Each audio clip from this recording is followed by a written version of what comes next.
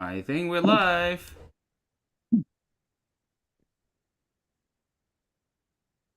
Yep, let's do it. Okay. Well, hello everyone. Welcome to today's episode of Corecast. I am your host, Tim. And I'm Mikey. I'm Sahil. Welcome, everybody, to a brand new, exciting episode of Courtcast. Before we get started, a few logistical things. If you haven't already, do join our Discord channel. And if you're watching on YouTube, we do this every Tuesday, other than the past 2 weeks, at 5 p.m. Pacific, 8 p.m. Eastern. Do ask us questions during the episode, and we'll get to it. So without further ado, let's get to it. So Tim and Mikey, this is an interesting episode in which we're exploring results from the James Webb Telescope. I've seen it many times in the news, but I'm glad we're taking the time to actually dig into this. So I guess rather than me kind of going through it, I guess Tim, I'm just going to point to you. Why should we care about what the James Webb Telescope has discovered? A super bird's eye high level view. Yeah. Let me just a quick correction. This is the James Webb Telescope, but also the what we call the DESI, the dark energy spectrum. Spectroscopic instrument. Yeah, yeah, yeah. So a few results coming back together, and some of our listener might have noticed recently. This is all over the news. We have hints that dark energy might itself be changing. And the primary source of that result was coming from DESI, but we'll talk about where James Webb Telescope comes in. And in fact, stuff like that has sort of been a long-standing puzzle a little bit in the astrophysics community, and we're seeing that there's more and more evidence that piles up that points toward perhaps like a tantalizing new physics hiding in our cosmos. And that has to do with the rate at which our universe is expanding. So to put it short, the universe is getting bigger and bigger exponentially, and this rate, this rate, the rate of expansion, comes down to something called the cosmological constant, which we'll describe in a little bit. But more and more measurement has there has been more and more measurement showing that perhaps this number, this rate at which the universe is getting bigger and bigger, is in fact changing. And DESI is just one of many results that culminated in this maybe kind of even more tantalizing way. It's showing a trend, basically. It's telling you that the older something is, this rate is plateauing. It's getting a little weaker, and that's very unexpected. And that's why we're here to discuss this sort of discovery and what that means. Yeah. Mikey, is there anything you want to add to it to set the stage, like your two cents Yeah, before we really jump into it? honestly, like I'm still kind of taking it in. It's very disturbing, like for particle physicists especially to hear this kind of result. So as Tim mentioned, like one of the most I guess when was this Nobel Prize? 2012, I believe. 2012, the Nobel Prize was awarded to Saul Perlmutter and his collaborators at Berkeley for finding definitive evidence that the universe is, in fact, not only expanding, but it's expanding at an accelerated rate. um, and to particle physicists, this was no surprise because Einstein's theory predicts that if empty space has some constant energy density, this will naturally, automatically cause the universe to expand at an exponential rate. Particle physics predicts that empty space should have a non-zero energy density. We look out and we see what looks to be an exponential expansion. So everything checks out. Okay, the value of the value of the value of the exponential coefficient is that prediction is off. But the general theme that there is some exponential with the constant coefficient that the universe is expanding according to is like we're very comfortable with this. This new result kind of puts a fly in the ointment. I guess it's more than a fly in the ointment now, right? Now it seems almost like there's It's an entire range. Yeah, It's a wrench in the yeah. gears. It's the entire range. So in astrophysics and cosmology, we have this model called the lambda CDM. Lambda meaning cosmological. Standard model of cosmology. Let's call it that. Basically, Or yeah, yeah. So the assumption is there is a constant but non-changing cosmological constant that caused this almost like cosmic inflation, basically. I mean, it's very similar to economic inflation. You know, prices keeps going up, just like how the universe keeps getting a little bit larger every eons, right? But that rate is constant, and that's the assumption built into the standard model of cosmology. And the the other standard model of particle physics. yeah, that's true. Yeah, actually, the two are linked. Yeah, and the assumption is that that is almost like a pillar stone, you know, like of the model. In addition to that, there are other assumptions like, oh, there's dark matter, and stuff like that. And the Einstein's equation holds true. But now, all of a sudden, one of the assumptions is wrong. Well, I wouldn't say it's wrong yet, but there's more and more evidence piling against this assumption. And that's why it's super intriguing because, like, you know, if you imagine there might be a discovery, like a few decades down the road, this is what it would look like exactly. Like we're in the middle of it, basically. Yeah, no, a lot of really interesting points that you both have mentioned. So before we like jump into, you know, the results and maybe potential implications of it and whatnot, I just want to, you know, to take a moment to kind of set the groundwork. So there's two, I mean, you know, there's two I guess like two concepts I've heard that seem to be opposites of each other, but maybe they're interconnected. So we'd like further explanation on it. So one is you're talking about this notion of a cosmological constant, some value that's supposed to be constant in terms of the rate of expansion of the universe being constant. Yet you also say that the universe is having accelerated expansion. So accelerating and constant don't go hand in hand, at least, you know, in common lingo. So want to really take a moment to like unpack that. Like why is something constant mean accelerated? Explain.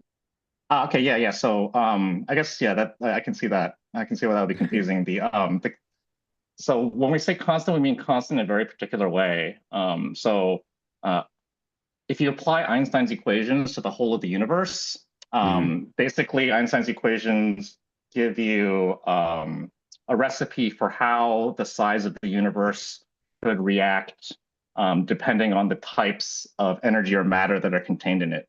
If we have regular matter, like the stuff that make up you and me, the Earth, and everything like that, the fundamental property of such matter is that if the universe expands, this matter dilutes. Matter and energy are the same thing, for those that aren't familiar with E equals mc squared. So one of the fundamental properties in terms of cosmology of regular matter is that as the universe gets bigger, it dilutes. And this type of matter causes an attractive force that wants to pull everything closer together. But in particle physics, particularly in quantum field theory, there's a prediction that empty space itself should have some non-zero energy. And what that means is that when the space expands, there's a type of energy that does not dilute. As space expands, you're creating more space. Space has energy, so you're essentially creating more energy. So this energy causes expansion. The expansion creates more energy, thus further driving the expansion. So that's what we mean by constant, like constant density as the universe changes in size. That's why we call it the cosmological constant. And this form of energy that does not dilute, Einstein's equations predict that this would cause an opposing type of force, causing everything to move away from each other. And the standard model of particle physics predicts that such an energy density should exist. And so, yeah, it all made sense up until a few weeks ago, I guess. Yeah, I want to touch upon like really try to understand. Maybe it might be helpful to explain to the audience the history of this so-called cosmological constant. Like, how did we even get here to this point? Like, remember, there's some lore of Einstein saying, "Oh, it's my biggest blunder," and et cetera, et cetera. But maybe it might be helpful to really dig into that. I guess Mikey or Tim, whoever Yeah, you feel is, yeah. I can give a. I'm not too familiar with the history, but I can give a very basic intro. So the Mhm. thing is, when Einstein first wrote down his equations, there's a big question. How did the universe came to be? And back then, we didn't have the theory of Big Bang. And one very enticing idea was that the universe didn't have a beginning. It was always how it was, and that's why in Einstein's equation, you could just put in a number, this cosmological constant. You could just put it in, but Einstein didn't like it because he wanted a universe that's always the way it has been, that it doesn't change, right? Because if you put in this number, the universe will keep getting bigger and bigger to no end, right? And initially he thought of it as a possibility, but he didn't like it, right? But as time goes on, people realize that the universe is actually not static. It's actually changing a lot. And this is when people look out into the sky, deep into the sky, to look at very, very distant object. They discover that, like, hey, look, the further away something is, the faster they're moving away from us. So it seems like, and the further away something is, the more different they look. So it must mean that the universe has been changing. And so this cosmological constant idea got resurrected, and they realized that, hey, there's no reason why that number will have to be zero. There's no reason for it. And there's a law in physics. It basically there's this sort of this idea in physics. If there's no reason for something to be exactly zero, then it's not zero, because quantum physics. Because everything that could happen will happen in some ways, and it will give you something, right? And so you can argue that this cosmological constant is a property of quantum physics itself. And if we believe that quantum physics and space and time have to be married under the same framework, then something like the cosmological constant probably has to exist, right? And then over the years, yeah, we get more and more evidence, and we even measured experimentally what that value is, and we see that indeed it's the universe seems to be inflating up exponentially following this law. Yeah, no, that's interesting. So what you're saying is that, like, originally Einstein thought the universe is static, or could you say it's basically an equilibrium, to be more precise? Is that the right term? Yeah, basically. I think people really like this idea that the universe was eternal. It was Hmm. always been this way. It's always infinite, and nothing was fully changing. But this idea very Hmm. quickly, just doesn't work scientifically. It just does not work. Like I this. mean, yeah, I would argue even mathematically it doesn't necessarily work. I mean, somewhat, but it's like you're in an unstable equilibrium, kind of like a ball on top of like a pencil point, and a small nudge can just nudge you like completely going downhill. So is that what you mean, like in terms of it doesn't work out? Yeah, Yeah, there's that's a really also good that. description. Yeah. Yeah. Yeah. So Hmm. I guess if I imagine myself in Einstein's position, as you said, like during his time, the prevailing belief was that the universe was static, that it had no beginning and it had no end, and its shape and size are just constants that have always been like that. But when Einstein developed his equations, he realized that, like I mentioned before, his equations actually predict that the size and shape of the universe should be changing depending on what kind of energy and stuff is inside of it. Um, just like you mentioned, like a ball on top of a hill, it's Hmm. almost certainly either expanding or contracting. Um, Hmm. the idea within the context of Einstein's equations, the idea of a static universe is very difficult to achieve. So um, Einstein was subscribing to this bias at the time, believing that the universe should be static, and he realized that you could make an Einsteinian universe static by adding a number in there to exactly balance out the expansion and contraction to make it constant. So that's what he did. But then, as I mentioned later on, when we actually observed the universe to be changing in size, he realized that it was very silly for him to put in this fudge factor to make it balance out and be static. Mm, okay, okay. And the reason it's called cosmological constant because it's just an unchanging number that you just put in the theory and achieve these like these properties that he was trying to go after. And then wasn't there a thing where Yeah. yeah. Well, yeah, no, actually, I think, yeah. So the way I described the cosmological constant before, in terms of the constant energy density, I guess that's more like a modern interpretation. At the time, I think you're right. Like he realized that he needed to put in a fudge factor. Just he needed Yeah. to add just a number. Yeah. So I guess when we say like a constant, right? Like it's just some number that you add. So I guess that's the original context in which it was named the cosmological Yeah, constant. I would add that, yeah, back when the Einstein's equation first came out, people didn't have such a deep understanding of what it means yet. And the cosmological constant is just a number. I mean, it's got a name, sure, cosmological constant, but it literally just is a number in the equation. There's no understanding on where it came from.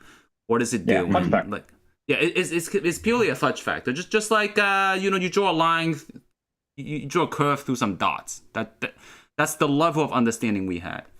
But but now we have quantum physics. We actually have some sort of understanding what that is, and that understanding from quantum physics is that the quantum noise of everything that has energy contribute to this cosmological constant. Because space, we realize that space itself is quantum mechanical, and particles can fluctuate in and out. Any particle, particles that we have discovered, particles we have not discovered, because they fluctuate, contribute to this, contribute to the way the vacuum is. So now we have a better understanding. At least we believe we have a better understanding. We believe that everything, or the sum of all that together, contribute to the cosmological constant, and the consequence of that constant is to cause the universe to expand or contract. At least that's the idea so far. Yeah, I also want to just add a small thing that, like, when I was looking into this many years back, I also remember that the cosmological constant, like the way it was added in a very specific way, such that it would be invariant or unchanging under certain types of transformations. But that's a whole separate topic. But it's kind of like you get something out, and then you're trying to determine what this constant is, because you can add it in without changing like anything about certain symmetries of the theory. Is that, am I understanding correct on that as well? Well, I would say from a particle, if you ignore Einstein's equation. No, but from Einstein's equations, like you say you're learning general relativity and you look at Einstein's equations, you can add in this extra term without violating any sort of transformation or anything like that. Yeah. The cosmological constant is just something that's permissible to add in, right? Yeah. It's permissible, and before quantum physics, we don't have quite an understanding of it. It could be there, might not be there, whatever, right? But with quantum physics, the understanding is that anything that could be there, there's no reason for it to be exactly zero, will end up being there. So that's the modern understanding with quantum physics for Einstein's equation. Like we know that Einstein's equation cannot be the full story because there's quantum gravity. Einstein's equation is the average, basically, like a zoom out version of quantum gravity, even though we don't know what quantum gravity is. But if you average out quantum gravity, you should get Einstein's equation. And the cosmological constant, whatever number is in there, should be the averaged out of all the things that goes in vacuum because of quantum physics. At least that's the modern understanding. Yeah. No, that totally makes sense. All right. So now that we've kind of laid the groundwork for the cosmological constant of like what it corresponds to in terms of the rate of expansion of the universe, I want to touch upon, even before we talk about the James Webb Telescope, is at a high level, how do you even measure this constant? Like, it just seems like you throw in this fudge factor. What data do you even collect? Like, what experiments do you even do? How does one measure this? I'm assuming there's like a particle physics way of measuring it, and there's like a cosmological way of measuring it based on how we're talking about. There's no particle way of measuring it. We don't have that. Okay. Yeah. Well, I think Sahi was referring to like an in principle particle physics. Yeah, that's fine. Yeah, however you measure it, like what do you do to even like figure out a value theoretically or experimentally? Like, I want to hear both. I think a particle physics way would have to be that you are able to calculate the force generated by the fluctuation of the vacuum, you either have to build some incredibly sensitive instrument, which probably not in our lifetime, not in like 1,000 years, probably not, or like a collider that is so powerful that you can probe quantum gravity, that you can excite. Wait, Tim, could you argue that the Casimir effect is a measurement of the vacuum energy? Yeah, I think so. That's what I was going for. But it has to be. But it has to be non-electromagnetic. It has to be gravitational Casimir effect. Like technically, you can take a bunch of space and just measure the particle physics property of its self energy to see how it attracts, and repel whatever. But we don't have instrument that's able to do that, right? Can you give like a sense of scale? Like, okay, so we've talked about a number of times in the past about the LIGO experiment, where it's like you have these like two arms or two lasers that are like across the United States, and they move within the width of a hair to determine like gravitational waves. Is there like, can you give a sense, like, would you have to make it as big as like the solar system, like the galaxy, maybe from here to Andromeda, and like two lasers and like, figure moving within a human hair? What would be kind of like a order of magnitude ballpark? Doesn't be precise. Yeah, that's very tough. I think the LIGO experiment is like measuring a hair to our neighbor galaxy, Andromeda, or something ridiculous like that. Yeah. Well, let's be clear though. Like, so we're talking about like LIGO. So like LIGO works because we're talking about fluctuations in gravity, right? And so LIGO is sensitive to the fluctuations. I think the appropriate way to interpret what you're asking is, let's say there was a gravitational wave that was as weak as the effect of the observed vacuum energy on the curvature. It would be ridiculous. I can't even estimate. Yeah, I can't even. Would have to be to catch such a thing. Yeah, probably even an instrument the size of the solar system, I don't even know if that'll work. You have to have like fundamentally different technology. I don't even know how to answer the question, but yeah. Yeah, I just want to also say, like, even if you, say even in principle you're able to like, or not principle, say even if you're able to build that device, say as big as like, I don't know, even the galaxy. Let's say you made lasers, across the entire galaxy.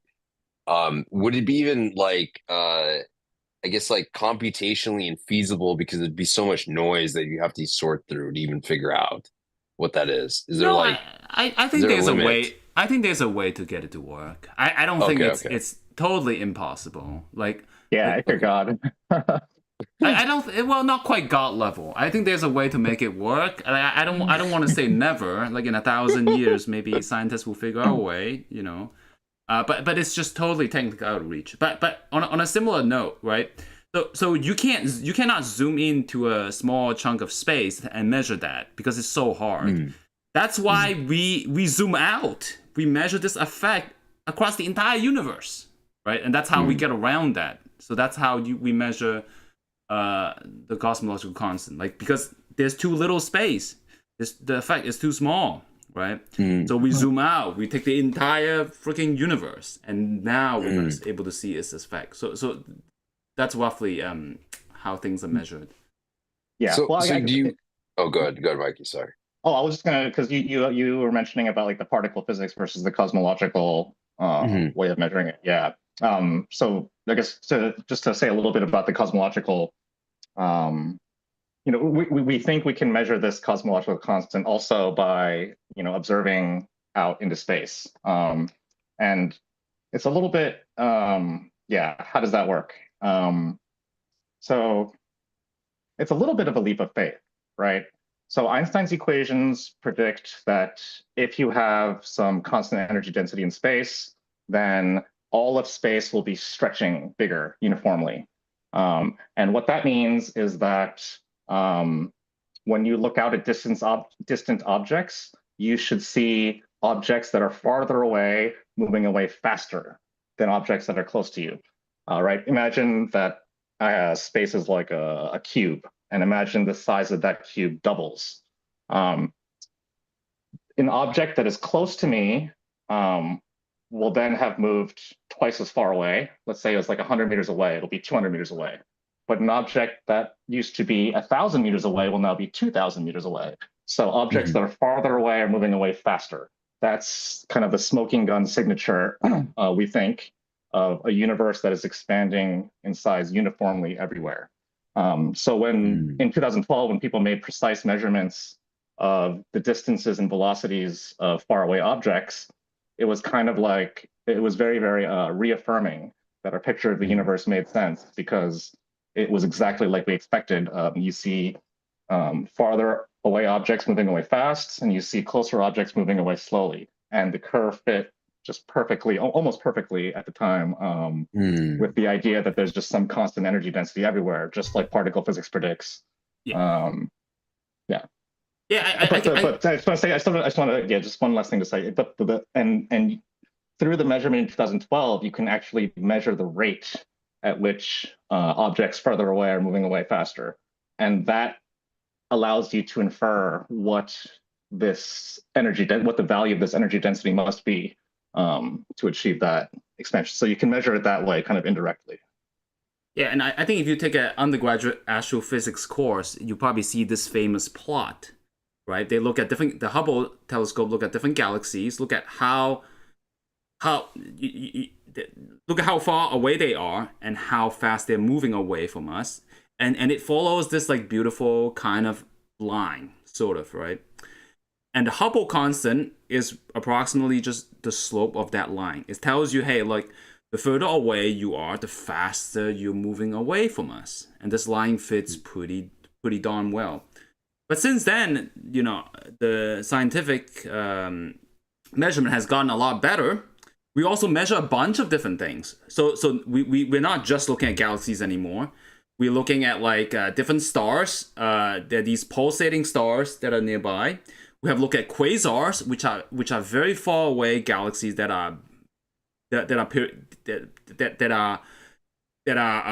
sending really strong gamma rays toward us. We have looked at supernova, explosions from really far away, and many of these objects are very different. The way you measure them has very, very different astrophysics, so that the errors kind of cancel out. And the oldest thing you can look at is what we call the cosmic microwave background. This is even before stars are born, right? So when you combine all these things together, you kind of have what we call a distant ladder. You know, you have things that are nearby, things that are a little further, things that are even a little further, all the way to the oldest thing that humans can possibly see, which is when light becomes free to move around, you know, when light was first born. So between the star that are near us to the oldest light possible, this is like, holy crap, like many billion light years, like, I don't know, millions of light years, right? Okay, now you can plot all this on a line to see how far they are, how fast away things are moving, and then it turns out that at least from the recent DESI experiment, it shows that, hey, look, it's not exactly a straight line anymore. The slope of that line is changing. Like it's not as simple of a fit anymore. And that's wait. Let's wait before. Yeah. So like but I think you're understating the fact that for the better part of like 2 decades, when the data was coming in, all of these different measurements that have nothing to do with each other all pointed towards the same thing, that this kind of constant rate, right? Within errors, errors, yeah. But the error bar is shrinking. Although I will note that there's always been what we call the Hubble tension. Okay, is that when you look at nearby stuff, if you look at the extreme of this distant ladder, what are things that are close to us? What are things that are really far away? So the things that are farthest away from us is what we call the cosmic microwave background, the oldest stuff. There's always a little bit of a tension. If you try to do this game with the cosmic microwave background, which is really, really old, and look at stars that are sort of nearby us, there's always this gap. The value you get from the CMB, which is the oldest stuff, and not so old stuff, stars and galaxies, there's a difference. Like, the CMB always gives you something that's a little lower, right? And but it wasn't that different Like It wasn't that for a different. long time, you could say, oh, okay, they just measured it. They just made some mistakes in their measurement. Blah blah blah. Like you could say that. And I think that's what's changed now, right? Yeah. I think slowly over the years, the evidence built. This gap just stayed the same. They have better and better telescope, and this is where James Webb Telescope comes in. Like Hubble used to be the king of the telescope, right? You see distant galaxy, and now James Webb Telescope has become the successor, right? And they've confirmed what Hubble was measuring, and they've reconfirmed this gap, right? And now, so there's this gap between really old stuff and not so old stuff. And now, and people sort of just accepted this anomaly. They're like, oh, you know, maybe there's just some things we don't understand in astrophysics because the CM, Dust. right? It's always dust. Yeah, like because the CMB, they're not stars. They're a little different. Maybe we just don't know how to do things properly. But now you have something DESI that kind of bridges the gap. It's showing that with like for galaxies, the same sort of galaxies and stars and quasars and whatnot, you see this trend. It's not just like, oh, all of a sudden old and new has a different number. It's like gradually when you look at older and older stuff, there's this trend. The slope just goes lower and lower and lower. Then it tells you this idea like, hey, look, man, it's not just that there's a big jump between different experiments. There's this trend that's coming. And that's what gets people super excited. Be like, hey, look, it's sort of confirming this little suspicions that people have had. I'm not excited. I thought the universe made sense, and now it seems like it doesn't. So yeah, I'm not excited. I'm disturbed. I'm excited. I mean, I was like it when to hear things that break the current models of physics. Yeah, it is good. Yeah, I'm just being a little baby. So okay, so I just want to understand this. So when you're talking about like this gap, are you talking about like, I guess, should I say like distance away from us? So you observe things that are closer to us, you get some constant of rate of expansion, but as you go further and further away, there's this, I don't know, Tim, we're saying gradual increase or gradual decrease, like a lower constant value as you go further out. Yeah. I think the thing to remember here, though, is I think we haven't mentioned this, and it might not be obvious to everyone, but it's very important to this conversation to understand that light travels at a finite speed, and so some people might know that when you look farther out into space, you're actually looking farther back into time because objects that are farther out, we're seeing the light from them, which travels at a finite speed, and so when you look at a star, you're actually seeing the way it looked like billion years ago, or however long it took for that light to reach us. So if the cosmological constant is truly constant, when you look super far back into time, you should get the same answer as you get when you look not so far back into time. And so this gap is an indication that maybe the constant is not so constant after all. Yeah, I would say that when you look at the numbers, different ways of talking about numbers, it can get super confusing. Like I myself got confused. Be like, oh, if you look at older stuff, the inferred Hubble is smaller than if you look at newer stuff, the inferred. No. Forget that. Like the easiest way to think about it is just look at the apparent velocity, how fast away things are moving. Okay. Mm-hmm. If something is let's say 1 million light years away from us, let's say you measure that they are moving away from us on average, like maybe like 10,000 miles per hour, at 1 million light years. Then you expect at 2 million light years, you should the speed at which it's moving away from us should double. It should be at 2,000, I don't know, what did I say? 20,000 miles per hour. Yeah. And if it's 3 million light years, just a little more, right? What we're seeing is that that's not true. Instead of being 2, like 2 million light years is 2, 3, 4, 5. It's a little smaller, like maybe 1.9, 1.98, something like that, right? It means that there's a plateau. So how do we interpret that? So one way to interpret that is maybe it'd be like, hey, look, this force that's causing things to expand, exponentially, it's perhaps weakening. So the older it is, the more it has weakened, so that it's moving away a little less as fast than what we would have expected. I mean, I know it's a mouthful, but it's just like the expectation is totally thrown off. That's what they're measuring, and they follow this trend. Like the further it is, the more weakening it is, and they observe that. So that's what we're talking about. Oh, I see. That makes sense. I guess so. So that means that it's not constant. It means it's tapering off. And so I guess how do I interpret that? Does that mean like the energy density from That I mean I would say, yeah, I would say for now the safest thing is to look at the literal interpretation. It's just that things that are farther away, the apparent rate at which they're moving away from us, it's a little lower than what you think. That's the true interpretation, okay? But what caused that? Yeah, that's a big debate. That's why people are writing.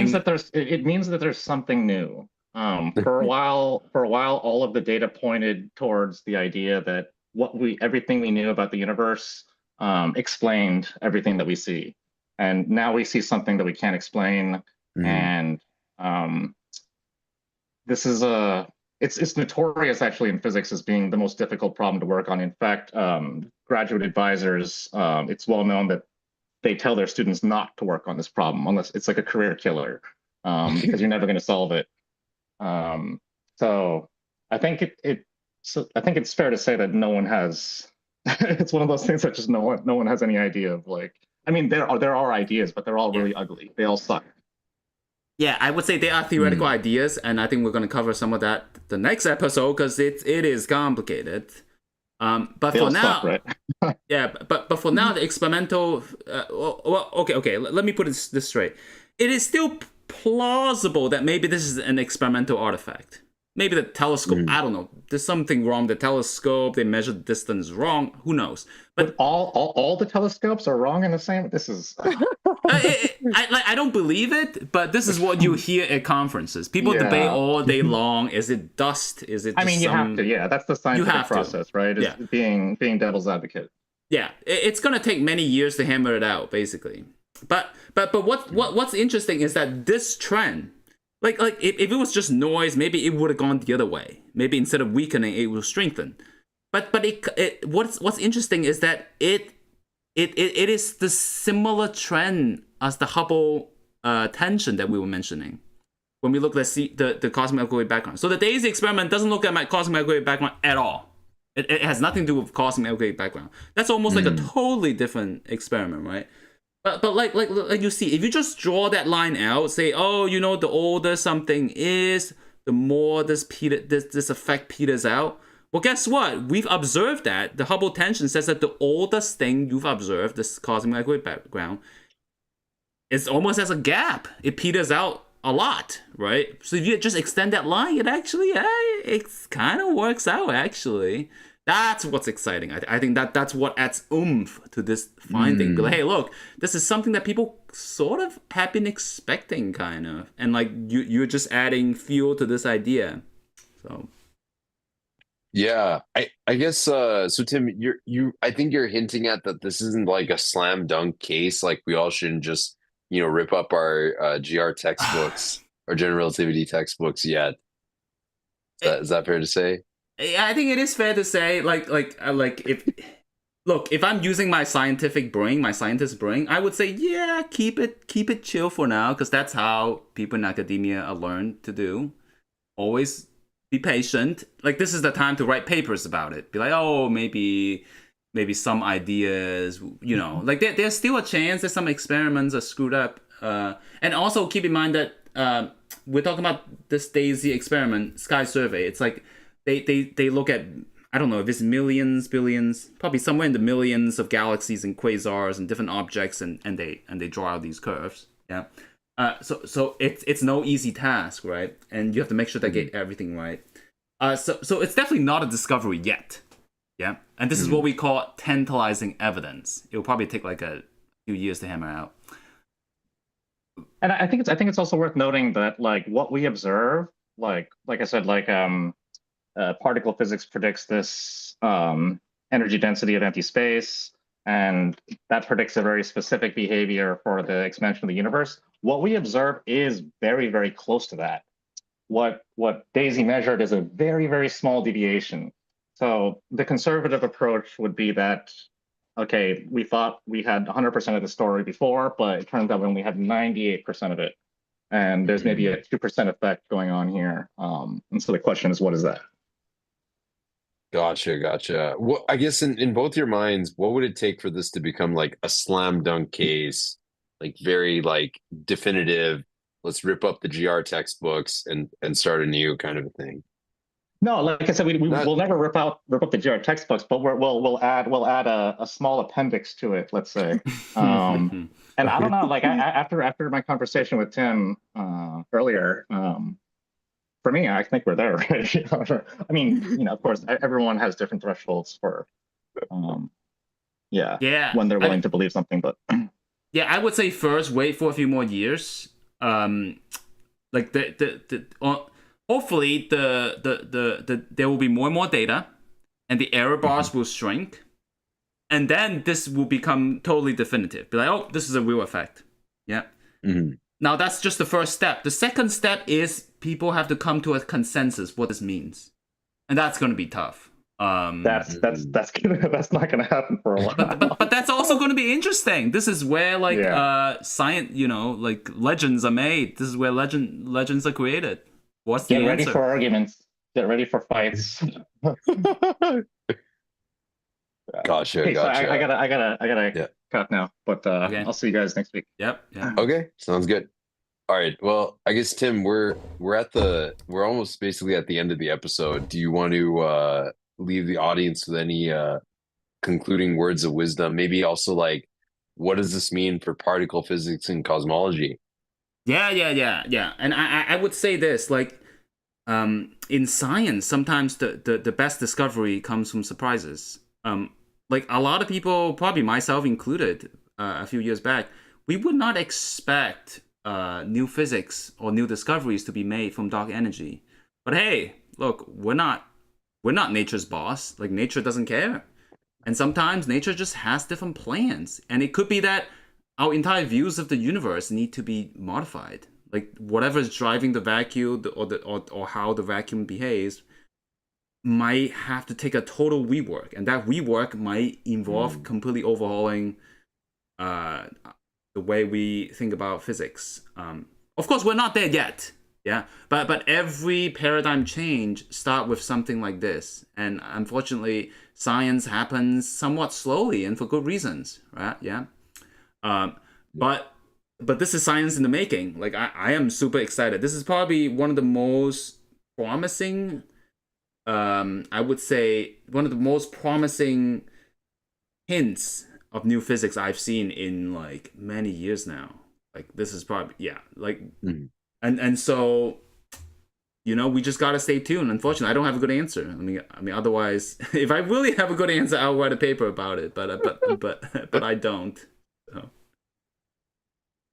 Yeah, no, that's totally fair. Very, very interesting and very surprising. Yeah, I'm definitely looking forward to like what are the plausible set of explanations out there, even if they're extremely wacky.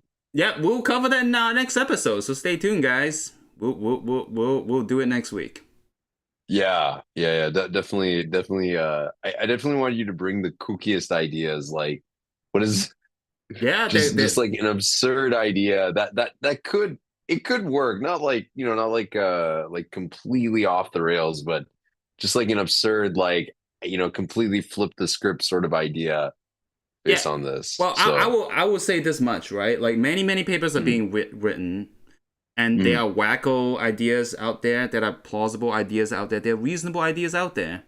And the job of scientists right now, at least theoretical physicists right now, is to figure out which ones makes the most sense and try to develop them. So hopefully we'll bring some of that next week. Yeah, sounds great. I'm looking forward to it. So on that note, I want to thank you for joining us, and we'll see you all next week for part 2. All right. Thank you all. See you all next week. Bye-bye. See ya. Bye. Okay, that went well. We're off.